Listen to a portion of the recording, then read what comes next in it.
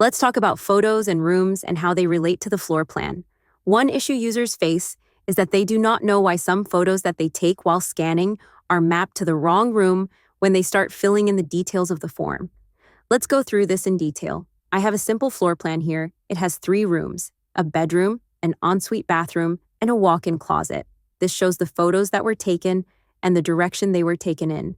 As you can see, this photo here points towards the bathroom, but was taken when I was standing in the bedroom. I also took a photo of the bathroom when I was standing in the doorway.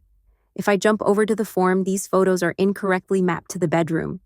To resolve this, you can take 2 approaches. For this section of the floor plan, I can add a segmentation line like this. This creates a new room in the form and maps any photos in that area to this new room. This is helpful when dealing with open plan areas. Next, this photo was taken looking into the room. To adjust this photo to the correct room, you need to go to this room and remove it, then add it to the correct room. It is a good idea to keep in mind how photos are mapped to rooms from the floor plan when you are scanning, as you can speed up the inspection dramatically and reduce editing work by simply being conscious of where you are standing when you take a photo. And of course, you can always add a photo manually from the form and simply take another shot to add it to the form after by using these icons here.